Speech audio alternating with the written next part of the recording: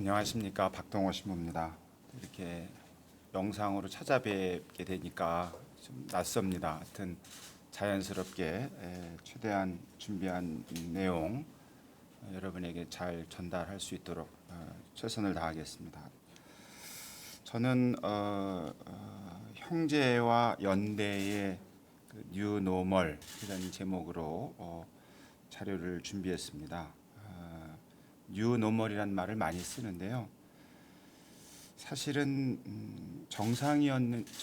여태까지가 정상이었는가부터 시작을 해야 될 것 같은데요. 루카복음 10장 33절에서 35절 말씀을 좀 소개하겠습니다. 여행을 하던 어떤 사마리아인은 그가 있는 곳에 이르러 그를 보고서는 가엾은 마음이 들었다. 그래서 그에게 다가가 상처에 기름과 포도주를 붓고 싸맨 다음 자기 노새에 태워 여관으로 데리고 와서 돌보아 주었다. 이튿날 그는 2데나리온을 꺼내 여관 주인에게 주면서 저 사람을 돌보아 주십시오. 비용이 더 들면 제가 돌아올 때 갚아드리겠습니다. 루카복음 10장 33절 35절 말씀인데요. 아마 그리스도인 누구나 다 아시는 내용입니다. 여기서 사마리아 사람이 본 사람은 예루살렘에서 예리고로 가는 길에서 강도들을 만나서 그 옷을 벗기고 초주검이 되어서 쓰러진 채로 내버려진 사람입니다. 오늘날 우리가 처한 현실이 그와 유사합니다. 우리 모두가 사실은 취약합니다. 왜냐하면 코로나19 바이러스에 대해서 아는 것이 너무나 없습니다. 예루살렘에서 예리고로 가는 길에서 강도들을 만날 것, 그건 불행인데 우연입니다. 그리고 우연을 우리는 확률이라고도 하는데 신종 코로나 바이러스에 감염돼서 고통을 겪을 확률은 얼마일까? 오늘 이 발표를 하는 이 시각에도 벌써 전 세계적으로 2천만 명이 훌쩍 넘었고 벌써 87만 명 이상 되는 분들이 목숨을 잃었습니다. 다시 표현하자면 속수무책으로 당하고 있는 거죠. 정확하게 아직도 가늠할 수가 없습니다. 확률을 얘기한다고 합니다마는 또 치명률을 얘기한다고 합니다마는 나에게 닥쳤을 때 그 우연은 바로 확률로 따지면 100%이고 또 그것이 나에게 죽음으로 다가온다면 그 치명률도 100%입니다. 둘째로 그 길을 가는데 사제와 레위가 강도들을 만나지 않았습니다. 그것도 우연입니다. 그들이 먼저 갔더라면 강도들에게 당했을 겁니다. 말하자면 사제와 레위가 강도를 만나지 않은 것은 그야말로 행운입니다. 코로나19와 같은 사태에선 그렇습니다. 그러니까 그 사제와 레위가 그를 보고서는 길 반대쪽으로 지나갔는데 그것은 단순히 무자비하다거나 비인간적인 것만이 아니라 이기적인 어리석음이고 무모함이 됩니다. 왜냐하면 다음에 그가 그 길을 갈 때 강도들을 만날 우연이 여전히 상존할 뿐 아니라 그것은 마치 불씨를 남겨놓고 자리를 떠난 것과 마찬가지입니다. 셋째로 이 바이러스 감염병의 특성 때문에 여태까지 인류가 찾아낸 대처 방식, 곧 힘을 모아서 고작 백신을 개발하고 치료제를 개발해야 하겠고, 다만 그때까지만이라도 사마리아인의 마음과 몸짓, 곧 초주검이 된 또 다른 나를 살려 놓아야 하는 것, 그것이 최소한의 그리고 최대한의 대응입니다.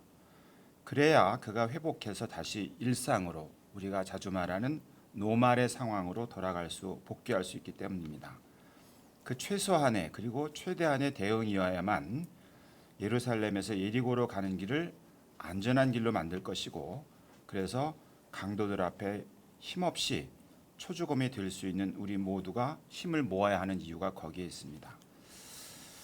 루카복음 말씀을 제가 인용한 것은 물론 복음 말씀을 우리가 냉정하게 살펴봐야 하겠습니다만은 바로 코로나19 그 바이러스가 마치 그와 같은 강도들과 같고 거기서 당한 그 사람 역시 우연이었고 그 길을 지나간 사제와 레위가 강도를 당하지 않은 것도 우연이었고 바로 그 우연 앞에 우리 인류가 아직까지는 또렷한 대처 방법을 찾아내지 못하고 있고 또 여태까지의 그 경험으로 보면 또 과학적인 연구의 결과로 보면 앞으로도 그 백신과 치료제를 완전하게 개발할 가능성은 빠른 시일 내에는 없다는 것이 비관적인 전망이 현실이기도 합니다. 그렇기 때문에 적어도 쓰러진 사람을 살려놓는 일만큼은 함께 모두가 힘을 모아야 할 당위가 우리에게 다가온 것이죠. 사마리아 사람의 태도가 바로 그와 같은 태도를 보여주는 것이라고 해서 이 복음 말씀을 소개해 드렸습니다. 우리 모두는 코로나 바이러스 앞에 취약한 존재입니다. 그것이 인종에 따라서 또는 사회적 신분에 따라서 피부색에 따라서 남녀에 따라서 노소에 따라서 구별되지 않는다는 것, 여태까지 보여준 과학적인 사실이 그렇습니다. 바로 그러한 상태에서 적어도 우리 사회에서는 나름대로 훌륭한 대처를 해왔습니다. 그것이 국민건강보험제도 때문에 가능했습니다. 말하자면은 전 세계에서 지금 목숨을 잃은 87만 명 이상 되는 분들이 어찌하여 속수무책으로 목숨을 잃었을까를 우리가 추적해 보면 누군가가 그를 도와주지 못한 형편, 속수무책인 경우가 대다수일 겁니다. 우리나라의 경우는 국민건강보험제도를 가지고 있는데 교회의 가르침에 따르면 이것은 공동선과 연대의 원리를 구체적으로 실현한 제도적 장치다. 그리고 우리 교회는 이것을 사회 정치 차원의 사랑이라고 그렇게 얘기를 합니다. 사실 오늘날 전국민 의료보험 시대를 지내게 되기까지는 결코 쉽지 않았고 짧은 시간에 단번에 된 것도 아닙니다. 1963년에 의료보험법이 처음 시행되었을 때 2000년 국민건강보험공단을 출범할 때까지 무려 37년의 세월이 걸렸습니다. 말하자면은 사회적으로 합의를 이루어야 되고 정치적으로 제도를 만들기 위해서 사람들이 노력을 기울여서 만들었다는 얘기입니다.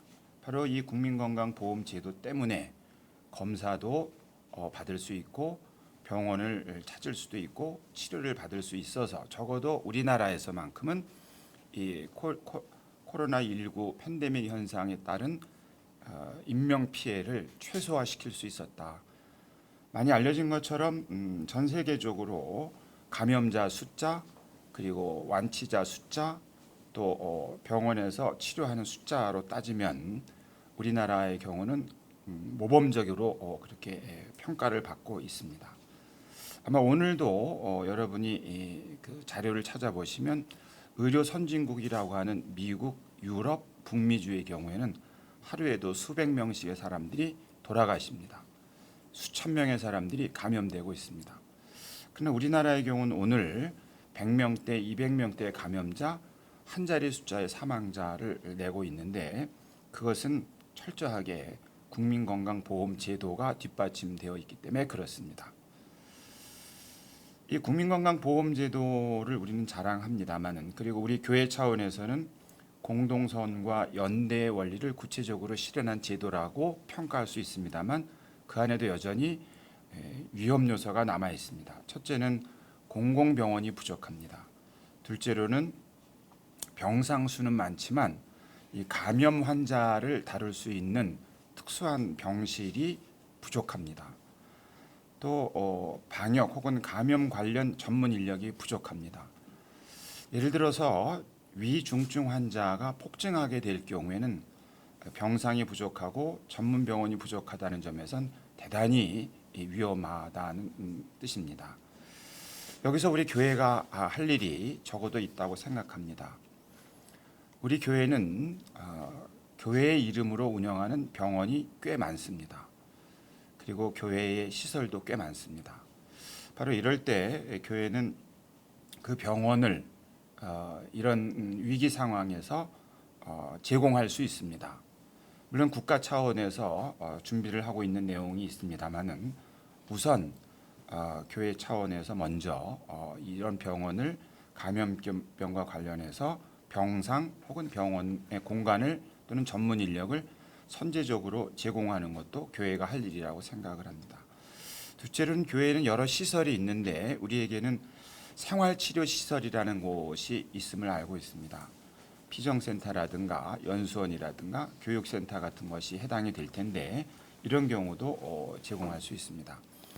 교회는 기본적으로 교사이고 기본적으로 어머니입니다.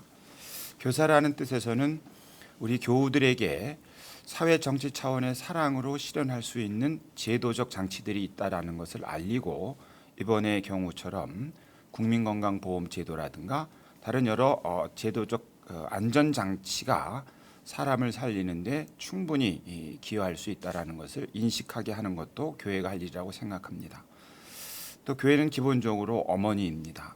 교회가 가지고 있는 역량과 시설을 동원해서 고통에 빠진 사람들에게 공간을 제공하는 것도 충분히 교회가 해야 할 일이라고 생각합니다. 두 번째로는 코로나19 팬데믹과 공공재와 관련된 얘기입니다. 공공재라는 것은 두 가지 특성을 갖습니다. 하나는 비배제성이라고 합니다. 누구에게나 필요한 자원을 말합니다. 또 다른 하나는 비경합성이라고 하는데요. 다른 것으로 대체할 수 없는 경우 제품을 말합니다. 재화를 말합니다. 뭐 물이라든가 공기와 같은 것이 대표적인 순수 공공재입니다. 말하자면 물을 대신할 수 있는 것이 없고 물 없이 사는 사람이 없다는 얘기입니다. 공기를 대신해서 할 수 있는 것이 없고 공기 없이 사는 사람 아무도 없다는 얘기입니다. 이런 경우는 순수 공공재라고 하는데 이번에 코로나19 팬데믹 상황에서는 무엇이 공공재여야 하는가를 다시 한번 깨우쳐 주었습니다. 바로 의료 체계와 백신, 치료제와 같은 것이 그와 같은 성격을 갖게 됐다는 것을 사람들은 깨달은 것이죠. 의료 체계에 접근할 수 있는 사람이 따로 있고 접근할 수 없는 사람이 따로 있다면 접근하지 못하는 사람은 이런 코로나19 팬데믹 상황에서는 각자 도생할 수밖에 없습니다. 그렇다면은 교회의 어떤 입장에서 보자면 역량이라든가 또는 능력에 따라서 그의 삶의 생명 자체가 위기에 놓여 있는 것을 방치하는 것이 됩니다. 바로 그렇기 때문에 국가 차원에서는 대부분의 경우 이런 의료 체계의 사적인 영역으로 놓기도 하지만 또 한편으로는 일정 부분은 공공 체계로 편입시키기도 합니다. 또 백신이라는 것도 마찬가지입니다만 백신도 아직까지 과학적으로 이 코로나19와 관련한 백신은 나타나지 않았고 개발되지 않았습니다. 앞으로도 빠른 시일 내에 개발될 거라고 전망하지도 않습니다. 그 이유는 적어도 이 바이러스랑 관련해서 인플루엔자 계통의 바이러스 쪽에서는 축적된 경험이 있고 과학기술적인 의학적인 노하우가 형성됐기 때문에 발걸음을 내디뎠지만 이 코로나 계열의 바이러스 말하자면은 사스라든가 메르스라든가 코로나19와 같이 이런 코로나 바이러스 계열에 대해서는 아직 아무런 연구 내용도 그리고 축적된 기술도 경험도 없다는데 치명적인 우리의 그 고통이 우리 앞에 다가온 겁니다. 백신이라든가 치료제도 마찬가지겠죠. 그러니까 의료 체계나 백신이나 치료제를 사적인 영역의 상품으로 내놓을 경우에 이것을 구매할 수 있는 사람과 구매할 수 없는 사람, 구매할 수 있는 역량이 있는 국가와 구매할 수 없는 나라, 구매할 수 있는 계층, 구매할 수 없는 계층으로 나뉠 것이고 그리 되면은 또 다른 절망을 우리에게 안겨올 것이다. 여태까지 사실 앞에서 노말과 그 새로운 노말을 말씀드렸는데 노말로 따지면 지금이 비참한 노말입니다. 전 세계 인구 가운데 무려 12세 미만의 아동 가운데 7천만 명의 아동이 매년 굶어 죽습니다. 이유는 간단합니다. 식량을 획득할 수단이 없기 때문입니다. 살 돈이 없기 때문입니다. 말하자면 식량이 사적 재화로서 시장에서 유통되는 상품으로만 거래될 경우에 그와 같은 일을 겪고 있는 것이고 여전히 겪고 있습니다. 마찬가지로 의료 체계, 백신, 치료제가 시장에서 자유롭게 거래되는 상품으로만 자리를 잡게 되면 똑같은 일이 발생할 것입니다.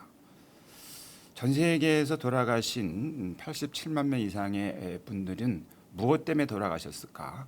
왜 어떤 분들은 병실에서 치료를 받거나 또는 건강을 회복하고 어떤 분들은 속수무책으로 당할까? 바로 이 의료 체계와 백신과 치료제가 공공재의 성격을 갖지 못했을 경우에 벌어지는 일입니다. 안타깝게도 백신과 치료제도 이미 전 세계적으로 알려진 바로는 약 100여 종을 개발하고 있다고 합니다. 백신의 경우. 그리고 이미 5개 나라 정도, 미국, 영국, 프랑스, 독일 이런 나라들이 입도 선매를 했다고 합니다. 아직 만들어지지도 않은 백신을 사놨다는 얘기죠. 그리고 백신이라는 이것이 특성상 개발됐다 그래서 다량의 충분한 양을 생산한다 할 수도 없습니다. 그 생산 시설 자체도 간단치가 않습니다. 그래서 백신을 개발했다고 그리고 효능도 입증되지도 않습니다. 더 나아가서 처음 만드는 백신이니까 이 백신의 부작용이 무엇인지도 모릅니다. 그런데도 이렇게 여러 나라 선진국들이 입도선매했다는 얘기, 그 말은 달리 말하면 백신이 나와도 생산이 돼도 양이 충분치 않을 뿐더러 구매할 수도 없다는 얘기입니다. 가난한 나라들, 가난한 사람들은. 말하자면은 알고 있으면서도 대책이 있으면서도 그 앞에서 뻔히 자기 목숨을 잃어버릴 수도 있다는 얘기죠. 한번 상상해 보시기 바랍니다. 한 어머니가 자기 아이가 젖을 먹지도 못하고 먹을 식량이 없는데도 1년에 7천만 명 이상의 어린이가 굶어 죽고 있는 것을 바라보는 그 어머니의 심정을 한번 상상해 보시기 바랍니다. 그것이 여태까지의 노말입니다. 새로운 노말은 어쩌면은 코로나19 팬데믹에 따르면 그거보다 더한 비참함을 목도하도록 강요할 수도 있습니다. 물론 다행히 우리나라와 같이 경제적으로 선진한 나라들의 경우에는 나름대로 어떤 대책을 세울 수 있겠으나 전 지구 차원으로 놓고 보면은 절대로 그 새로운 노말이 정상은 결코 아니고 오히려 비정상을 더 비정상으로 만드는 상황으로 내몰 수도 있다. 그렇게도 볼 수 있습니다. 교회는 이런 점에서 바라봐야 될 대목이 어디겠습니까?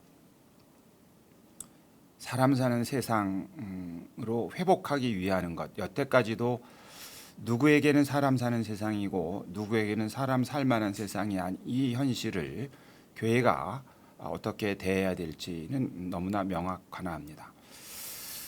두 번째로는 코로나19 팬데믹과 저는 전주시를 예를 들었습니다. 그러면서 우리 교회의 가르침 가운데 시민사회의 우선성, 보조성, 참여의 원리를 말했습니다.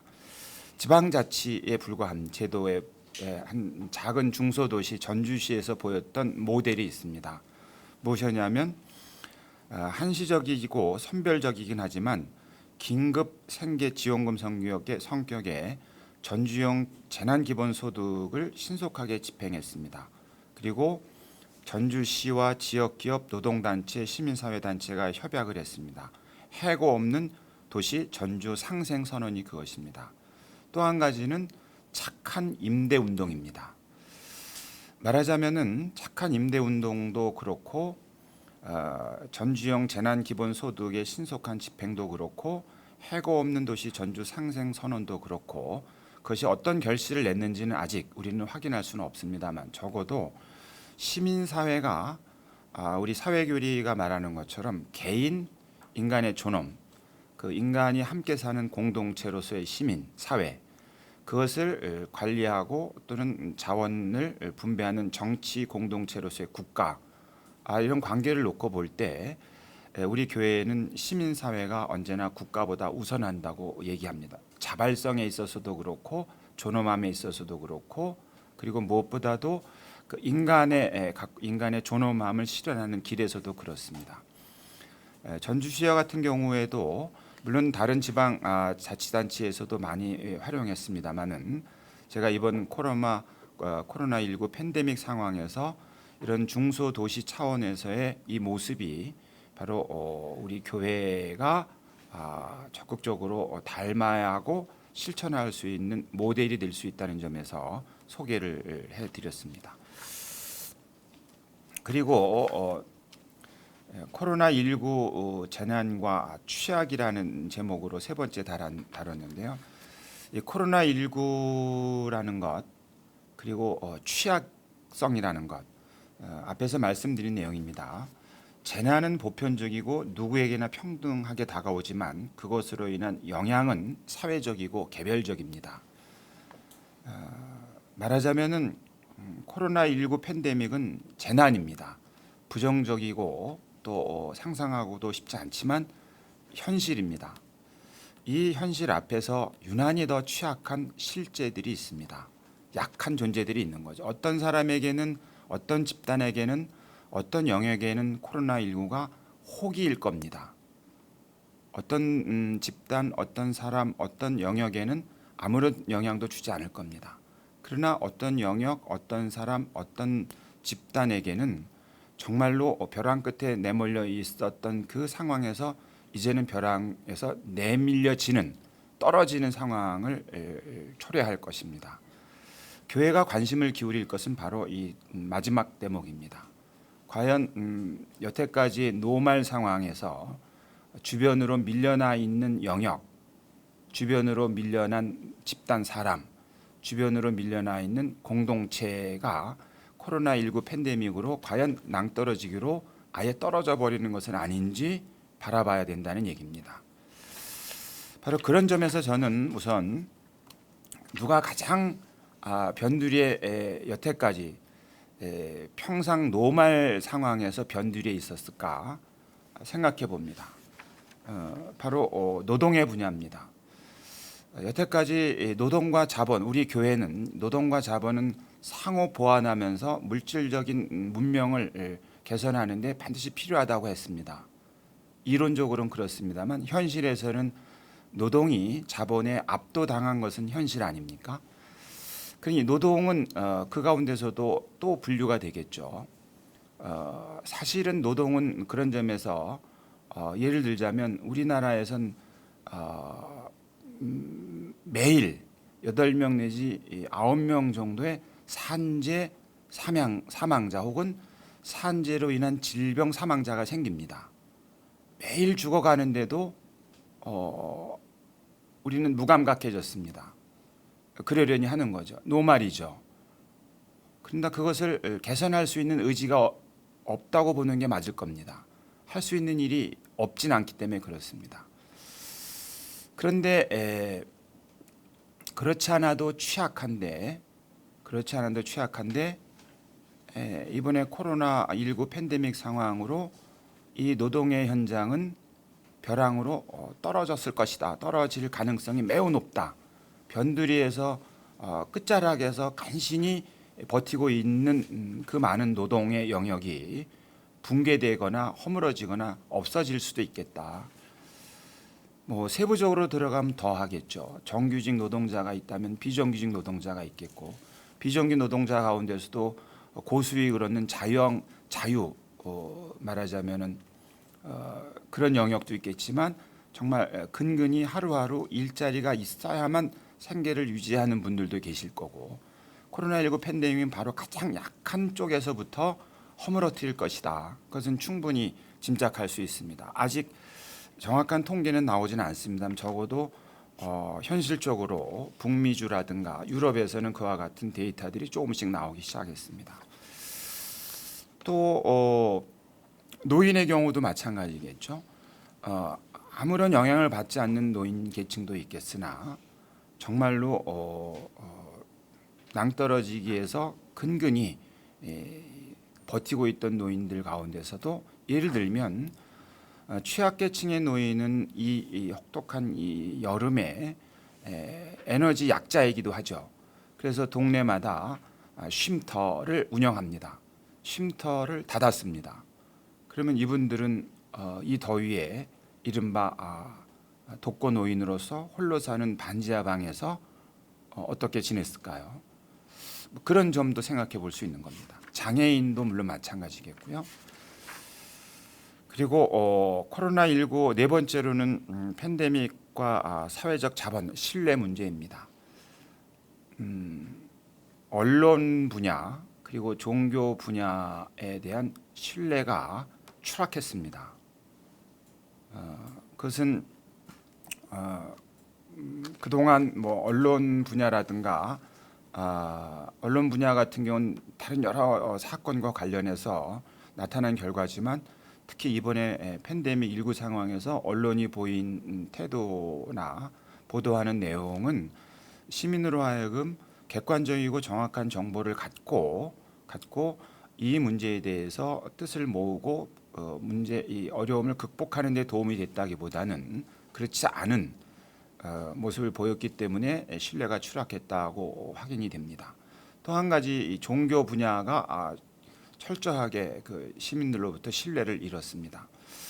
일부 특정 종교의 특정 교회라고 또는 뭐 이렇게 지칭하기에는 이미 그 영역을 넘어간 것 같습니다. 과연 종교는 이 시대에 이런 어려운 상황에서 무엇을 해야 되는가에 대해서 근본적인 회의를 불러일으켰다고 보는 게 맞는 것 같습니다.